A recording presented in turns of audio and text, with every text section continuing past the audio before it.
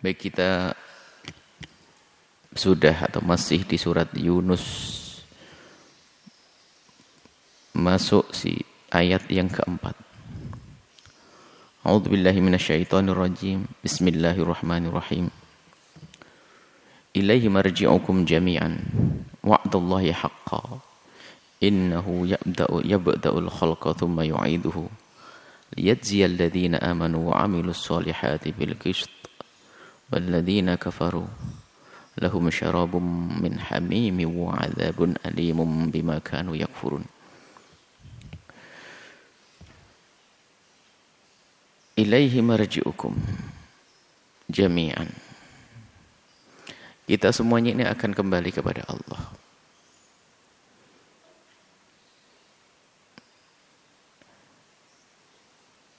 Setelah seseorang itu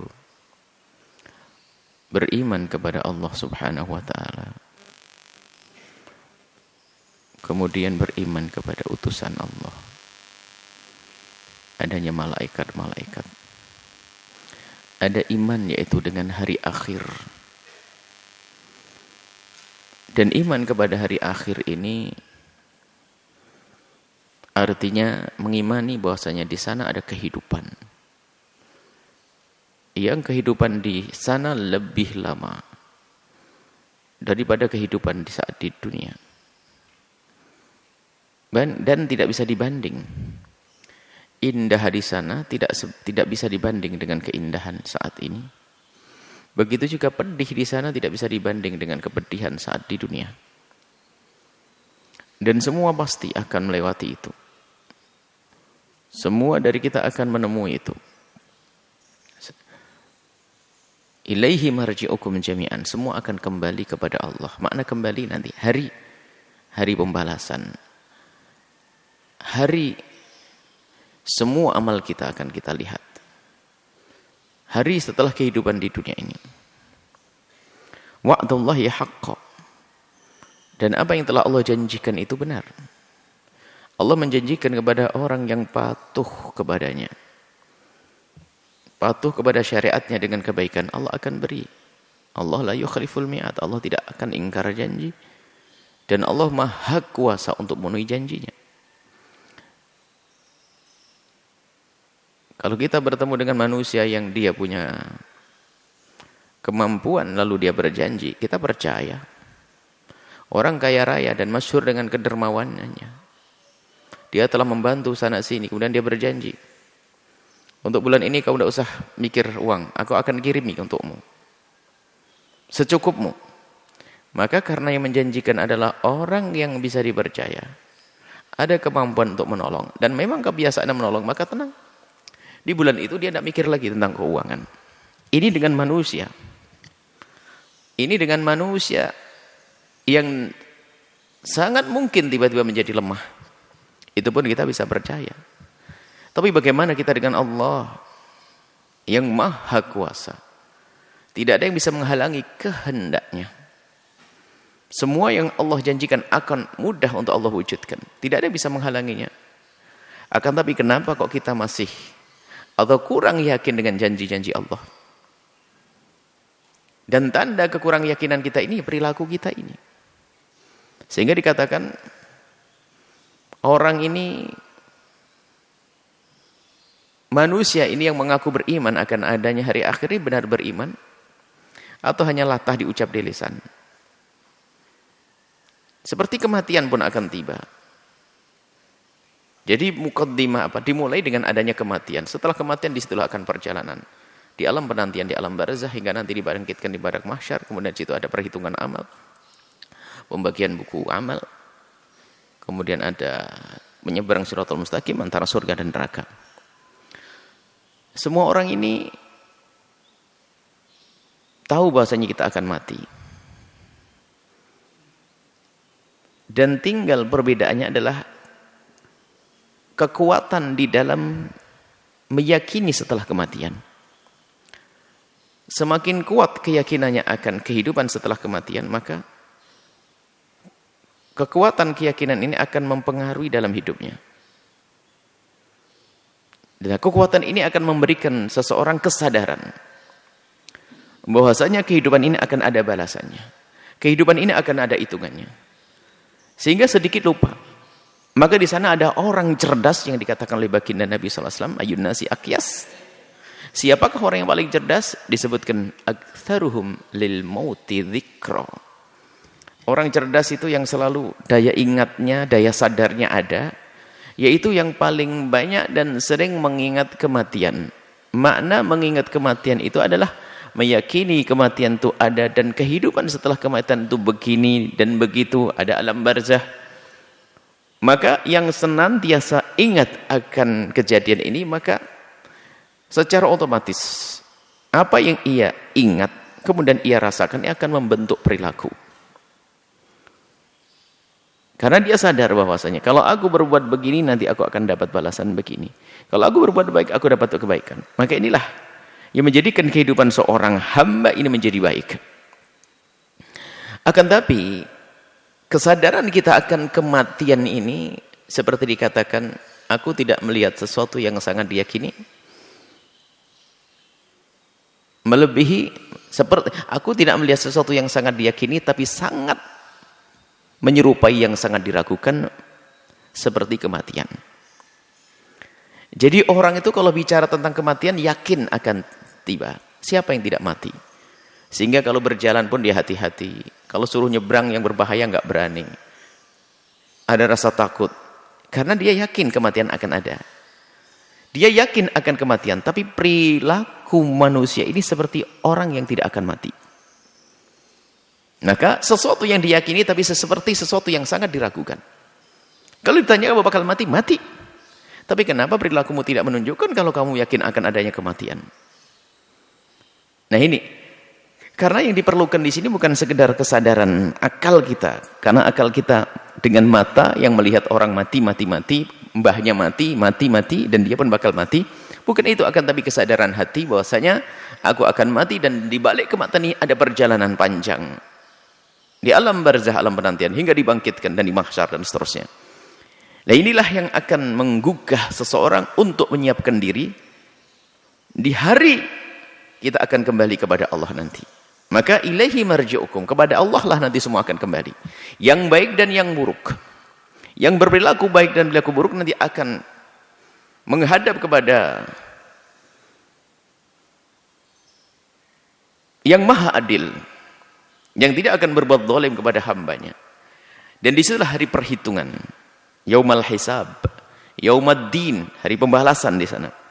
Nah, ini kita akan sampai di sana. Maka wa ilaihi marji'ukum jami'an, semua dari kamu, hei orang yang baik, hei orang yang tidak baik, akan menghadap kepada Allah. Dan di situ akan diadakan perhitungan. Enggak ada yang bisa luput, enggak akan bisa lepas, dan enggak akan ada yang bisa menyembunyikan apa yang pernah mereka lakukan. Mulut terkunci, semua anggota tubuh akan berucap, aku, tangan berkata aku pernah begini, semuanya akan menyampaikan.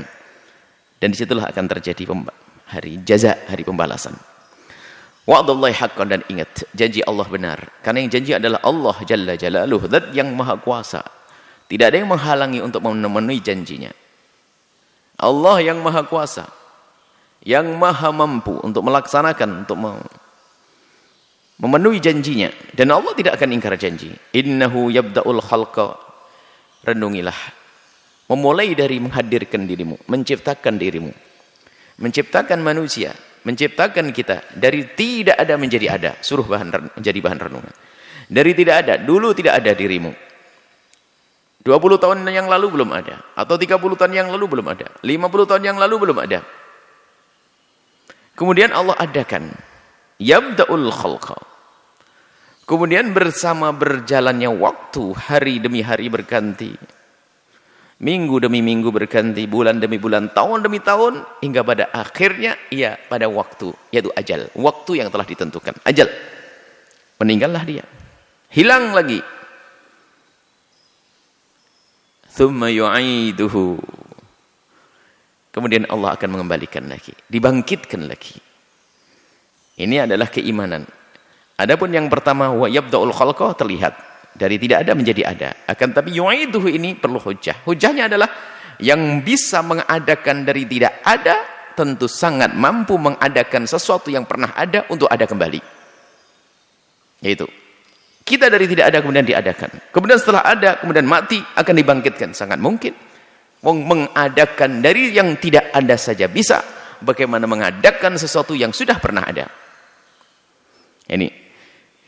Nah ini tsumma yu'idu, Allah akan kembalikan nanti. Setelah hancur lebur, kemudian Allah bangkitkan. Utuh. Utuh semuanya. Jemari yang pernah digunakan untuk melakukan keharaman. Mata yang pernah melakukan, semuanya akan hadir. Semua yang pernah digunakan untuk kebaikan utuh kembali. Liyajziyal ladzina amanu wa 'amilus shalihati bil qist. Untuk Allah membalas mereka yang beriman dan melakukan segala kebaikan salihat bil qisti dengan adil. Adil ini bukan pas. Adil itu tidak kurang. Tapi bisa lebih.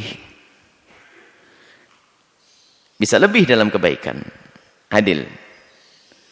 Makanya kalau Allah memberikan karunia kepada kita itu adalah karena kemuliaan atau karena kedermawanan Allah, karunia Allah. Tapi kalau Allah menghukum hambanya karena keadilan, Allah tidak akan menghukum hambanya tanpa sebuah kesalahan. Allah tidak akan menghukum hambanya tanpa sebuah kesalahan. Akan tapi Allah mungkin memaafkan hambanya tanpa sebab. Bersalah tapi Allah maafkan. Dan itu tidak bertentangan dengan keadilan. Ada seorang hamba bersalah dan bersalah Allah ampuni. Enggak bertentangan dengan keadilan Allah. Yang akan dianggap tidak adil adalah menghukum yang tidak bersalah. Menghukum yang tidak bersalah, maka itu dianggap tidak adil. Biarpun kalimat tidak adil tidak akan terjadi pada Allah, akan tapi ini sekedar contoh di antara manusia. Allah akan selalu adil. Al-Qist adalah dengan adil. Artinya enggak usah ragu.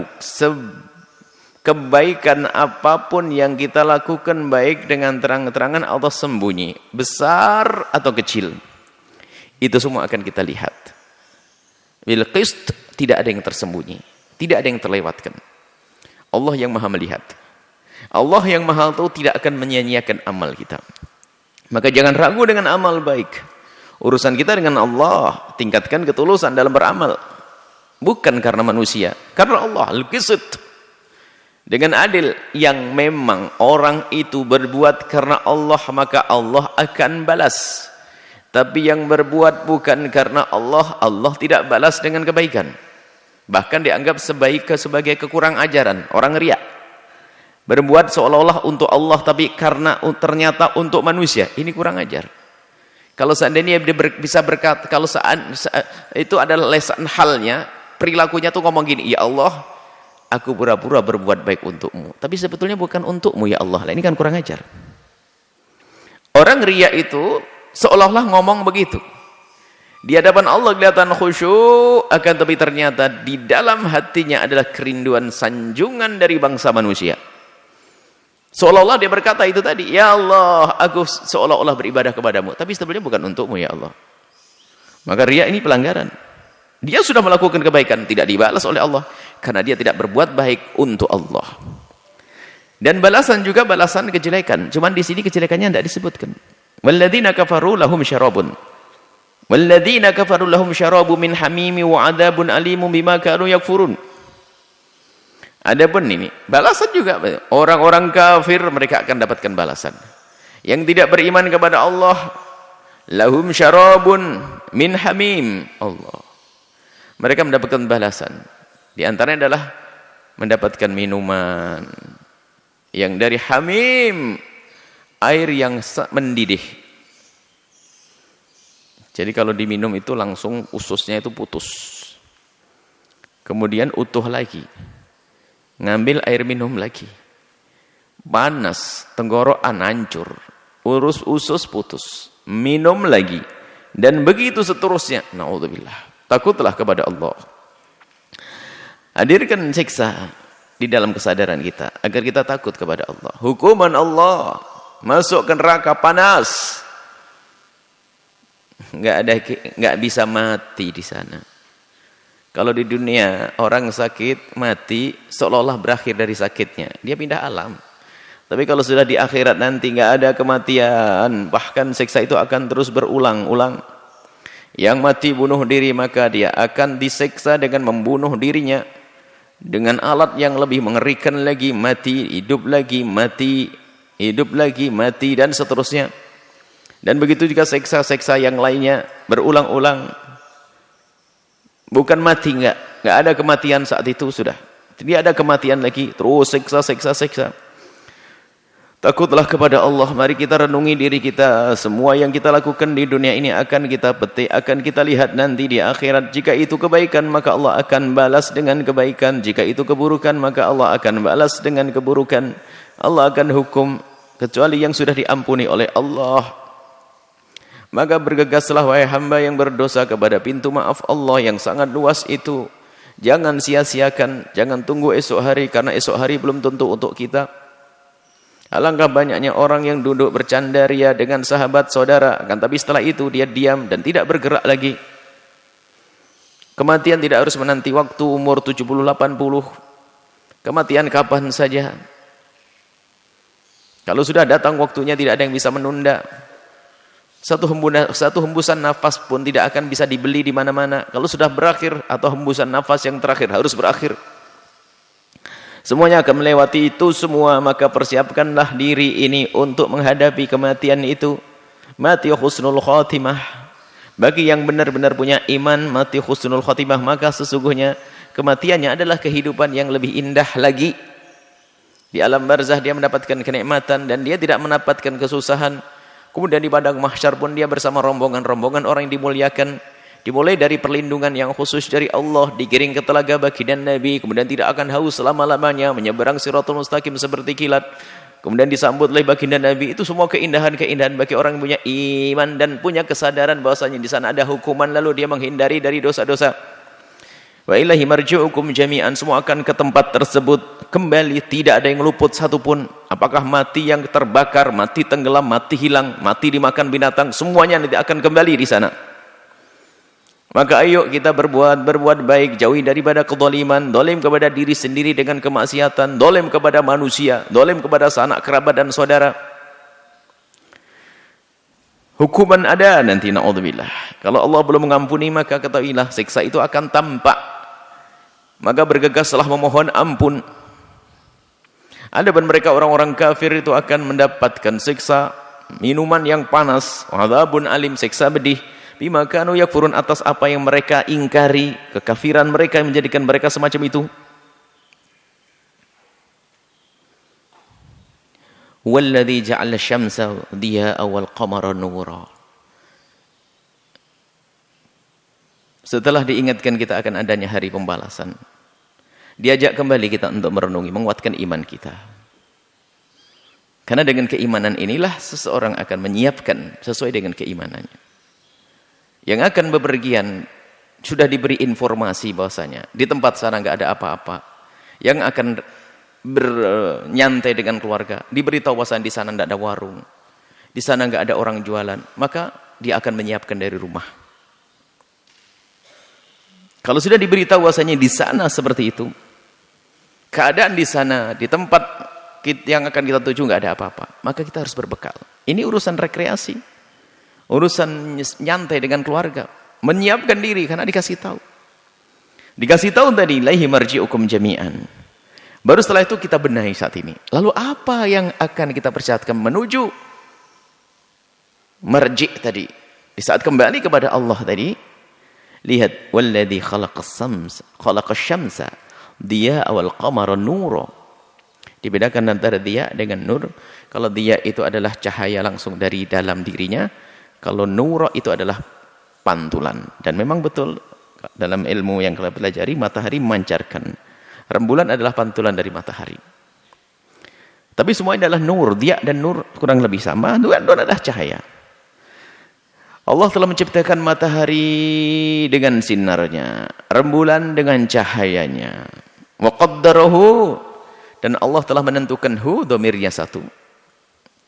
Domirnya satu, tapi satu ini bisa dimaknai dua. Ada isyarat juga, satu ini adalah kembali kepada qamar saja. Wa qaddaru manazila li ta'lamu adadas sinin. Nah ini dihubungkan dengan inna iddatas syuhuri indallahi 12 syahra. Allah punya 12 bulan, itu dihitung dengan rembulan. Jadi ini ada yang memaknai para ahli tafsir wa qaddarahu, ini adalah untuk rembulan. Tapi dhamir ini bisa dimaknai dhamir kepada rembulan dan juga matahari. Tapi yang memaknai rembulan sesuai. Kenapa? Hitungan-hitungan syariat kita adalah dengan rembulan. Puasa hilal dengan rembulan. Wa qaddarahu manazila. Manazil itu adalah semua sudah ditentukan oleh Allah, waktu-waktu beredarnya, lewat jalur mana, lalu jadi bahan hitungan untuk manusia, sehingga diketahui penanggalan, dan seterusnya. Dan sudah ditentukan, sehingga tidak akan berubah. Kalau sudah tanggal 15 ya rembulan akan terang, nggak akan bergeser. Tidak ada tanggal 15 atau dia melencong di pinggir sana, nggak ada. Atau pindah kemana rembulan, nggak ada. Sudah mengikuti garis edarnya. Kenapa itu semua ditentukan oleh Allah? Takdir itu ditentukan. Kalau sudah ditentukan nggak akan keluar dari ketentuan Allah, maka karena itu akan jadi sandaran li ta'lamu adadas sinina, untuk bisa menghitung hari-hari, bulan-bulan dan tahun-tahun, adadas sinin. Wala hisab, dan perhitungan-perhitungan. Ini untuk bahan merenung. Untuk menguatkan keimanan, dimulai dari keimanan kita melihat semesta ini. Rembulan dan matahari. Ma khalaqallahu dzalika illa bil haq, dan Allah menciptakan itu semua adalah ada maksud, dengan kebenaran, bukan main-main. Yufassilul ayati liqaumin ya'lamun, dan Allah telah merinci. Nah ini, maka hendaknya kita fahami merinci fasil. Ayat tanda-tanda kebesaran Allah liqaumin, bagi yang ya'lamun, yang mau sadar, yang mengerti. Jadi yang bisa memahami tentang ciptaan-ciptaan ini hanya manusia yang berpikir, yang punya kesadaran. Yang lain hanya melihat, oh matahari, gitu saja. Tapi kalau dia mau merenung, lihat matahari, manfaatnya, tumbuh-tumbuhan, hangat, dan seterusnya. Merenung. Liqaumin ya'lamun. Tapi yang tidak pernah bertafakur, ya biasa saja. Nggak pernah memikir, merenung tentang agungnya ciptaan Allah yang namanya matahari. Maka buah renungan ini menguatkan keyakinan bahwasanya Allah yang menciptakan adalah zat yang maha agung. Inna fi ikhtilafil laili wan nahari, tanda lagi kebesaran Allah. Bergantinya siang dan malam. Ikhtilafil laili wan nahari, bergantinya siang dan malam. Wa ma khalaqallahu fis samawati wal ardi, apa yang Allah ciptakan di langit dan bumi. Suruh merenung semuanya. Dilihat dari yang terlihat di semesta, di langit. Yang paling besar adalah matahari dan rembulan. Kemudian suruh merenung lagi apa? Bertaburannya bintang-bintang di langit. Di bumi apa yang terhampar di daratan. Dan yang Allah hamburkan di lautan. Ikan-ikan dan bermacam-macam. Suruh merenung ini. Wa ma khalaqallahu fis samawati, di langit. Wal ardi, dan di bumi. La ayati liqaumin yattaqun, itu akan menjadi tanda atau ayat yang menguatkan keimanan, tapi bagi orang yang bertakwa saja. Yang tidak bertakwa nggak bisa. Melihat kejadian alam biasa saja. Tapi orang yang dalam hatinya ada ketakwaan, lihat, tidak melihat semesta kecuali akan tambah imannya. Maqam ma ra'aitullah ma ra'aitu syaitan ma ra'aitu syai'an ma nadartu syai'an illa wa ra'aitullah fihi. Aku tidak melihat sesuatu kecuali yang aku lihat Allah. Jadi renungannya itu jalan hidup. Dia tidak melihat gunung menjulang tinggi kecuali yang dilihat adalah agungnya Allah yang menciptakannya. Ini membangun keimanan. Demi apa? Demi kehidupan nanti di akhirat. Kalau kita tidak benar membangun keimanan saat ini, maka karena keimanan kepada hari akhir kurang, maka kita kurang persiapan. Jika kurang persiapan, kita akan dikagetkan nanti. Maka membangun keimanan demi ilaihi marji'ukum jami'ah. Maka bangunlah keimanan dengan benar saat ini. Iman kepada yang menciptakan semesta. Iman kepada yang menciptakan kita. Hidupkan renungan ini. Dan ini akan punya makna bagi orang-orang bertakwa. Yang tidak bertakwa nggak bisa. Itu yang menjelajah semesta. Dia melihat pergantian malam dan siang. Nggak akan ada artinya bagi dia.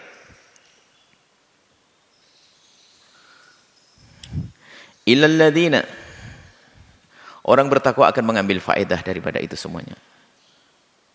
Sehingga namanya tafakkur. Kita boleh melihat apapun yang ada di kiri kanan kita, bahkan diperintahkan. Tujuannya adalah menguatkan iman. Tafakkur harakatun nafsi fil ma'qulat.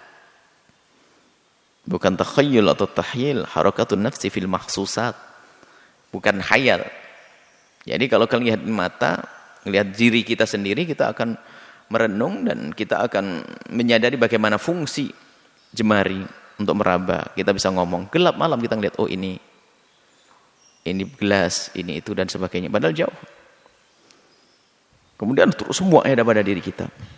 Setelah kita renungi, maka akan menambahkan keimanan kita kepada Allah Subhanahu wa taala.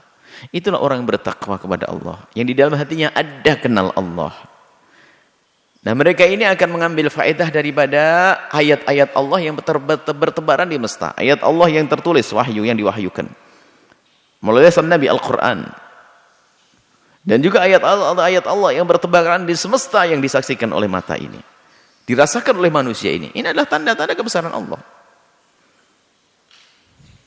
Innal ladzina la yarjuna liqa'ana wa radu bil hayatid dunya wa tama'annu biha wal ladzina hum an ayatina ghafilun ulaika ma'wahumun naru bima kanu yaksibun.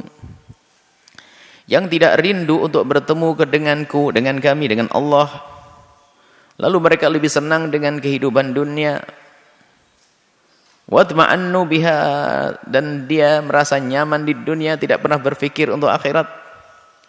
Walladzina hum an ayatina ghafilun, dan dengan tanda-tanda kebesaran Allah yang Allah hadirkan di semesta pun mereka lalai. Dengan ayat-ayat yang diturunkan pun lalai, enggak jalan renungnya, hatinya mati. Ulaika ma'wahumun naru bima kanu yaksibun, mereka akan ma'wahum, tempat kembali mereka adalah neraka atas kerjaan mereka. Alladzina yarjuna liqa'ana, yang tidak mengharap bertemu dengan Allah. Sebuah contoh begini. Ada perlombaan. 20 siswa ikut lomba. Hadiahnya besar. Hadiahnya besar, umroh. Sama apa? Akhirnya yang diberi kesempatan 10 siswa untuk lomba. Siswanya cuma 10. Atau anggap saja semua siswa. Dari semua siswa ini, semuanya semangat. Ada 20 siswa ini nggak pernah latihan lomba pembacaan. Yang ini, waktu ditanya ya nggak bisa jawab, salah semuanya. Ini siswa yang tidak pernah menyiapkan dalam perlombaan, di saat lomba pun tidak bisa jawab pertanyaan, nggak bisa ngapa-ngapain. Kira-kira waktu pengumuman itu mengharap tuh tidak akan dapat pahala, dapat hadiah? Enggak, dia pengumuman pun di paling belakang. Kenapa kamu di belakang? Kamu salah terus. Sama, yang tidak punya amal, tidak kenal Allah, tidak beramal baik, dia tidak mengharap bertemu dengan Allah. Karena apa? Dia merasa nggak punya modal. Dia tidak kenal Allah. Bahkan tidak punya keyakinan kalau akan mendapatkan pahala dari Allah. Inilah orang-orang yang tidak beriman. La yarjuna liqa'ana. Tapi orang beriman selalu rindu kepada Allah, ingin bertemu, melihat Allah nanti di surga, mendapatkan ridha Allah. Kerinduannya untuk bertemu dengan Allah inilah akan terbaca atau akan menjadikan seseorang menyiapkan untuk bertemu. Ini sehingga kalau di dunia ini, kalau orang terlihat dari perilakunya ini enggak benar, sholat juga enggak, puasa enggak, berbuat enggak, berarti dia sebetulnya tidak mengharap bertemu dengan Allah dalam ridhonya. Kenapa? Dengan perilakunya. Lah mereka yang tidak mengharap bertemu dengan Allah, mendapat ridho Allah, mereka lebih tenang dengan kehidupan di dunia. Sehingga apa yang dicari dunia? Sehingga mencari dunia pun nggak penting halal haram. Bagi mereka yang penting kaya raya. Karena bagi mereka kehidupan hanya ada di dunia. Ini orang yang tidak beriman. Lihat. Kehidupan bagi mereka di dunia. Sehingga mereka itu kalau sudah ingin kaya, ya pengen kaya pokoknya. Sebab kehidupanku di dunia, setelah ini nggak ada lagi. Aku harus mengumpulkan harta, aku harus kaya, harus begini. Biarpun harus menggeser orang lain, menyihodolim orang. Nggak penting. Yang penting aku selamat. Aku yang penting di dunia ini. Aku penting saat ini aku dapat kekayaan. Dia tidak berharap bertemu dengan Allah. Karena dia tidak meyakini. Lalu tidak berusaha. Maka mereka ini utma'annu biha, merasa nyaman di saat berada di dunia. Maksudnya apa? Bukan di dunia nyaman beneran. Dia merasa bahwa hidupnya ya di dunia, sudah nggak ada kehidupan lain lagi, sehingga tidak ada upaya dan usaha untuk hidup di setelah kehidupan di dunia. Wadba'ud biha waladina hum an hayatina ghafilun. Radu bil hayatid dunya, mereka lebih senang dengan kehidupan di dunia. Lihat, biarpun itu ahli iman kadang dikuasai oleh ini. Radu bil hayatid dunya.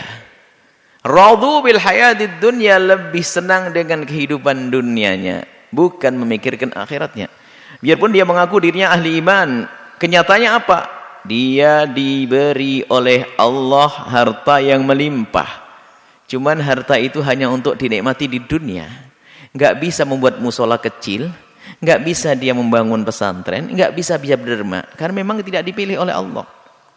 Karena dia merasa nyaman dengan kehidupan di dunia. Radau waradu, ridho mereka dengan kehidupan di dunia. Memang kesenangan situ saja. Dan mereka puas dengan kekayaannya. Dia puas dengan mobil mewahnya ada berapa, dia puas dengan rumah megah, puas dengan itu. Maka bersama berakhirnya kehidupan, maka berakhirlah kisah kepuasan tentang dunia tadi, sehingga tidak punya kebaikan apapun. Tapi yang tidak maradu, yang tidak ridho dengan kehidupan di dunia, dia hanya ridho akhirat. Dan apa yang terjadi pada orang tersebut? Dia punya kekayaan, dia akan berderma. Ya, dia nikmati dunia untuk bekal di akhirat, sehingga dia mungkin beli mobil yang bagus tapi untuk beribadah. Dia mungkin punya rumah yang megah untuk kebaikan. Dia mungkin menikmati dunia tapi selalu ingat, karena dia apa? Tidak ridho dengan kehidupan di dunia. Yang ingin dia, yang ia harap, yang ia rindu adalah bagaimana kehidupan nanti di akhirat. Ulaika ma'wahumun naru bima kanu yaksibun. Nah, mereka ini tempatnya adalah neraka. Yang radu bil hayatid dunya, lebih senang dengan kehidupan dunia. Dan betul ini ridho bil hayatid dunya. Dia punya, anggap saja punya dua hal yang berharga di dunia. Yang satu tidak berguna, yang satu dia pakai untuk dia dan keluarganya. Anggap saja ada kelebihan, dan kalau ditanya kira-kira mau dipakai, enggak. Mungkin ada orang punya tanah berhektar-hektar, rumah yang banyak. Kalau ditanya rumah sana sini, semua anaknya juga punya, diberi perusahaan satu-satu mungkin. Tapi di saat diajak kebaikan enggak bisa. Pak, tanah di sana buat masjid atau buat pesantren? Radu bil hayatid dunya. Mereka lebih senang di dunia, biar atas nama dia saja, tidak diantarkan untuk Allah. Manusia model begini nih ada, kasihan dia. Yang semestinya karunia yang Allah berikan kepadanya difahami sebagai pesan agar segera kepada Allah dengan cepat, tapi dia tidak faham. Artinya begini, semua yang Allah berikan kepada hamba ini pesan, ada pesannya. Artinya apa? Hei hambaku, aku beri engkau ini, cepatlah menuju kepadaku. Hei hambaku, aku beri kau kekayaan saat ini, cepat menuju kepadaku. Hei hambaku, aku beri kau kesehatan, ayo mengabdi untukku. Hei hambaku, aku beri ilmu, berbuatlah baik untukku. Terus begitu pesan. Jadi kekayaan yang Allah limpahkan kepada seorang hamba itu sebetulnya adalah pesan. Artinya apa? Ini aku bekali ya, cepat. Kalau digunakan yang lainnya ya murka dong. Anggap saja orang yang sangat Anda cintai dan kagumi, tiba-tiba manggil Anda merasa berat, nggak bisa datang, lalu dia mengirim mobil. Nah, yaitu dikirim mobil, cepat datang sama supirnya, lengkap. Anda datang ke tempat tersebut, disiapkan mobil. Lah kalau Anda keliling-keliling ini, Anda kan kurang ajar. Manfaat mobilnya nggak nyampe-nyampe lagi. Bahkan mungkin nggak nyampe kepada yang memanggil Anda. Ini su'ul adab. Ini dengan sesama manusia. Walillahil mathalul a'la. Allah Jalla Jalaluh tidak mengirimkan kepada kita dunia kecuali karena Allah itu memberikan kemudahan kepada kita untuk menuju kepada Allah. Yang diberi kekayaan, sadarlah hai hamba Allah. Sebetulnya dengan kekayaan ini ada pesan. Hei hambaku, aku kirim kau kekayaan karena aku menghendak, dan kayalah kau di akhirat nanti. Maka dermakan pada fakir miskin ada di kiri kananmu. Ada pesantren yang akan dibangun-bangunlah. Musola yang harus dibangun, masjid yang harus dibangun, jangan ketinggalan. Seperti itu. Maka ini yang tidak radu bil dunya, bil hayatid dunya, akan tapi ridho bil akhirat. Tapi kalau sudah ridho dengan dunia, dia merasa nyaman. Dan ingat, umurmu adalah bukan umur dunia, umurmu adalah umur sepanjang hidupmu. Bersama kematian kita, maka berakhirlah kisah dunia. Maka terjemahan negeri kita ini, terjemahan bahasa Indonesia sangat tepat, meninggal dunia, meninggalkan dunia. Itulah keadaan dunia. Kekayaan pun demikian, kalau tidak meninggalkan kita, kita akan meninggalkan. Dia bisa bertahan dengan kekayaannya. Nabungnya benar. Dijadikan aset-aset yang nggak akan hancur. Tanah, pohon, segala macam, nggak akan rusak. Tapi dunianya tidak pergi, tapi dianya pergi, mati dia. Jadi antara dunia yang pergi atau kita yang pergi. Itulah kehidupan di dunia. Dan akan berpindah tangan kepada anak-anak, diwaris, dan seterusnya.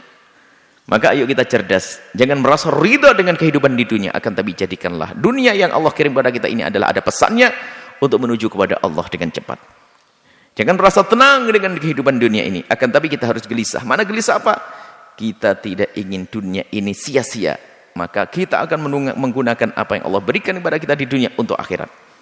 Tapi kalau sudah merasa tenang dengan kendaraannya, dengan rumahnya, nggak akan ada kerinduan berderma, maka rugilah dia di saat mati, nggak ada. Maka kekayaan yang dikumpulkan bertahun-tahun tidak menemani di alam barzah. Paling ruginya manusia semacam ini. Kalau ada orang di dunia punya rumah megah, lalu dia tidur di samping rumahnya pakai gubuk, maka dia ini orang gila. Sudah bangun rumah megah, nggak mau nempati. Kenapa? Lebih senang di gubuk. Loh, kenapa bangun rumah megah? Nggak tahu, gila dia. Tidak dinikmati dalam rumahnya. Begitu juga yang punya kekayaan yang banyak, dia iman kepada Allah dan hari akhir. Kenapa kau tidak bangun istana di surga? Kenapa dia lebih senang miskin di alam barzah? Lah ini kan miskin di alam barzah, tidak pernah mempersiapkan dengan kekayaannya. Jabatan pun demikian, dia punya jabatan 5 tahun jadi apa? Boleh jadi RT, RW, lurah, presiden sekalipun, jabatan akan berakhir. Kalau cerdas, dia akan menjadikan, aku ingin punya jabatan nanti selamanya di akhirat. Aku tidak akan merasa itminan, tenang dengan jabatanku di dunia. Aku akan jadikan jabatanku di dunia ini untuk akhirat. Kalau imannya ada. Kalau imannya ada, akan muncul Umar bin Abdul Aziz. Yang luar biasa, yang hanya menjadikan jabatannya adalah untuk Allah dan Rasulnya. Nah, yang lalai, yang merasa nyaman dengan kehidupan dunia, tidak berpikir tentang akhiratnya. Dengan pesan-pesan Allah pun lalai, ghafilun, ulaika ma'wahumun nar. Dikagetkan dengan siksa di neraka. Kemudian menyesal. Di hari yang tidak ada lagi artinya sebuah penyesalan. Tinggal menyesal. Kalau kita masih di dunia menyesal, bisa kita kejar. Akan tapi di saat itu nggak ada lagi waktu untuk beramal. Yang ahli kebaikan menikmati kebaikan, yang ahli keburukan merasakan pahitnya keburukan tersebut. Ma'wahumun nar, neraka, bima kanu yaksibun, atas kerjaan mereka di dunia. Diberi pesan-pesan tapi tidak pernah faham, diberi kekayaan tidak digunakan untuk kebaikan, diberi jabatan tidak digunakan untuk kebaikan, diberi kesehatan tidak diberikan untuk kebaikan, diberi kecerdasan tidak digunakan untuk kebaikan. Rupanya pesan-pesan ini dilupakan. Karena dia apa? Dia an ayatina ghafilun, dia termasuk orang yang lalai kepada Allah. Mari kita sadari, siapa Anda? Apa yang Allah berikan kepada kita saat ini? Jabatan? Yang punya jabatan, dengar. Jadikanlah jabatanmu adalah jabatan di surga. Bercita-citalah, aku menjabat 5 tahun atau paling lama 10 tahun. Tapi aku ingin disanjung oleh Allah. Aku akan gunakan jabatan 10 tahun ini untuk kebaikan.